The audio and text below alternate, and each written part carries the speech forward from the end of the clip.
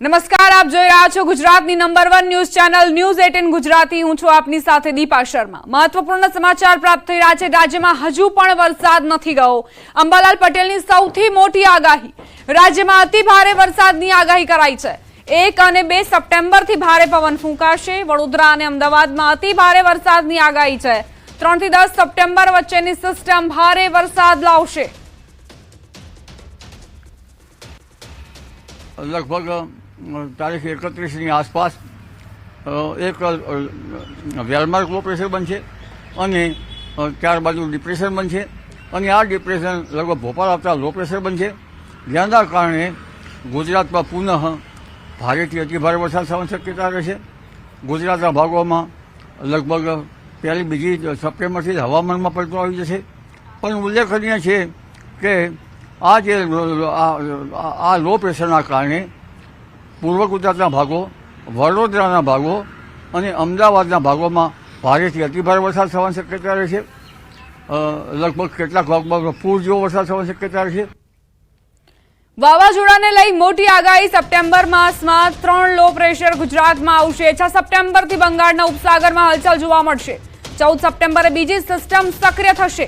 બીજી સિસ્ટમ દક્ષિણ ગુજરાતમાં પૂર લાવશે। અંબિકાપુરના અને તાપી નદીમાં ભારે પૂર આવશે। 22 સપ્ટેમ્બરે ત્રીજી વરસાદી સિસ્ટમ સક્રિય થશે। તારીખ 6 કે 7 આસપાસ એક બંગાળ ઉપસાગરમાં બીજી હલચલ જોવા મળશે અને બીજું લગભગ ડિપ્રેશન કે તેમાં જવાની શક્યતા રહેશે। અને ત્યાર પછી જોવા જઈએ તો બીજી 14મી તારીખે પણ એક ડીપ ડિપ્રેશન બનવા થઈ રહ્યું છે। એ 14 તારીખની આસપાસ એક પછી એક બાર લો પ્રેશર બનશે। ત્યાર પછી તારીખ 22મી લગભગ કદાચ સપ્ટેમ્બરનું છેલ્લું લો પ્રેશર હોઈ શકે અને કદાચ આગળ પણ હોઈ શકે। પણ આ એક પછી એક બનતા લો પ્રેશરો ગુજરાતના ભાગોમાં ભારેથી અતિભારે વરસાદ કરશે। ઓક્ટોબર મહિનામાં પણ વરસાદી માહોલ રહેશે। વરસાદી સિસ્ટમના કારણે નર્મદાનું જળસ્તર વધશે। 17 સપ્ટેમ્બરે રાજસ્થાનના ભાગોમાંથી ચોમાસું વિદાય લેશે। પોસ્ટ સિઝનમાં પણ ચોમાસું એક્ટિવ રહેશે।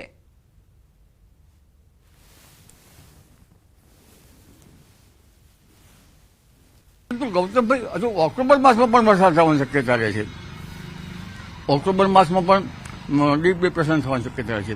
તારીખ 17મી આસપાસ કદાચ એન્ટી સાયક્લોન થઈ શકે રાજસ્થાનના ભાગમાં।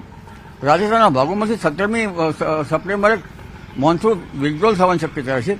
પોસ્ટમોર્ટમ આવશે અને જે પોસ્ટ મોસમ છે એમાં પણ લગભગ વરસાદ થતો રહેશે। પરંતુ એક પછી એક વેસ્ટર્ન ડિસ્ટર્બન્સ પણ આવ્યા કરશે। આ લગભગ અરબી સમુદ્રની સિસ્ટમો, બંગાળ ઉપસાગરની વધુ સક્રિય સિસ્ટમો અને દેશના ઉત્તરીય પર્વતીય ભાગોમાં આવતા વેસ્ટર્ન ડિસ્ટર્બન્સ, આ બધી સિસ્ટમોના કારણે ગુજરાતમાં ફરી વરસાદ થવાની શક્યતા છે। મેઘ તાંડવથી ગુજરાતમાં ભારે તારાજી। 25 થી 30 ઓગસ્ટ સુધી 47 લોકોના મોત નિપજ્યા। પાણીમાં ડૂબવાથી 31 લોકોએ પોતાનો જીવ ગુમાવ્યો। મકાન પડવાના કારણે 13 લોકોના જીવ ગયા। વૃક્ષ પડવાથી 2 લોકોના મોત નિપજ્યા। મકાનની દિવાલ પડવાથી 1નું મોત હોવાના અહેવાલ છે। ચોમાસાની સિઝન દરમિયાન નાગરિકોને ઘણું ખરું સહન કરવાનો વારો આવ્યો છે। 47 લોકોએ પોતાનો જીવ ગુમાવ્યો છે 25 થી 30 ઓગસ્ટ સુધી। પાણીમાં ડૂબવાના કારણે 31, મકાન પડવાથી 13, વૃક્ષ પડવાથી 2, મકાનની દિવાલ પડવાથી 1નું મોત નિપજ્યું। અંબાજી પંથકમાં ધોધમાર વરસાદ ખાબક્યો। અંબાજીની બજારોમાં વરસાદી પાણી વહ્યા। અંબાજીના રસ્તા પાણીમાં ગરકાવ થયા। અંબાજી પંથકમાં સિઝનનો 27 ઇંચ વરસાદ ખાબક્યો છે। રોડ રસ્તા જે પાણીના કારણે નદીઓ વહેતી હોય તેવો આભાસ લોકોને થઈ રહ્યો છે। અંબાજીની બજારોમાં કઈ રીતે પાણી વહી રહ્યા છે। શ્રદ્ધાળુઓ જે અહીં આવતા હોય છે તેમને પણ પરેશાનીનો સામનો કરવો પડ્યો। વેપારીઓને પણ પરેશાની થઈ રહી છે।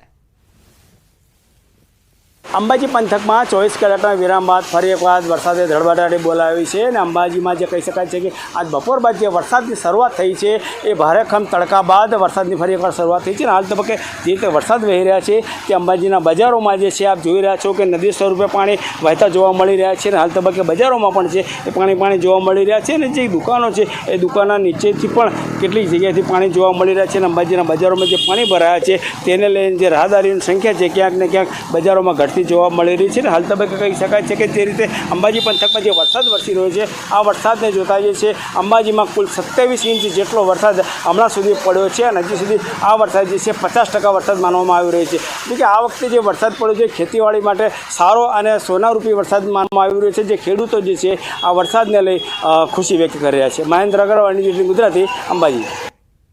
સમાચાર ખેડાથી પ્રાપ્ત થઈ રહ્યા છે. પૂર્વા તારાજીના દ્રશ્યો સામે આવ્યા. માતરના ભલાડા ગામ પહોંચ્યું ન્યૂઝ 18 ગુજરાતી.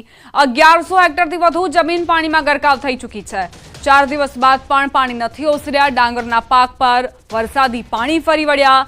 ન્યૂઝ 18 ગુજરાતી પર ખેડૂતોએ પોતાની વ્યથા રજૂ કરી. ખેડા જિલ્લામાં ભારે વરસાદ અને ઉપરવસના પાણીના વરસાદના કારણે ઠેર ઠેર હજુ પણ જળબંબાકારની સ્થિતિ છે.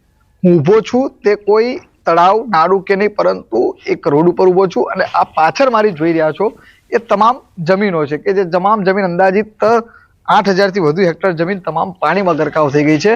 કહી શકાય કે તમામ જે આ પાક છે તે નિષ્ફળ ગયો છે. આ જગ્યાનો ભલાડા સાયલા રોડ ઉપર ઊભો છું. અહીંના ખેડૂતો પણ આપણી સાથે જોડાયા છે. ખેડૂતો સાથે વાત કરવાનો પ્રયત્ન કરીશું. શું તમારું નામ અને શું પરિસ્થિતિ? દિનેશભાઈ મારું નામ છે. દિનેશભાઈ, જળબંબાકારની સ્થિતિ છે, શું પરિસ્થિતિ? આજની તારીખમાં જે બહારથી અને ઉપરવાસનો જે વરસાદ થયો, ભલાડા ગામે અહીં પાણીનું સ્ટોરેજ થયું છે. આશરે અંદાજે અમારા ગામની 75% જમીન પાણીની અંદર ગરકાવ થઈ ગઈ છે અને સદંતર ડાંગરનો પાક નિષ્ફળ ગયો છે. અંદાજે દિનેશભાઈ કેટલા રૂપિયાનું નુકસાન હશે?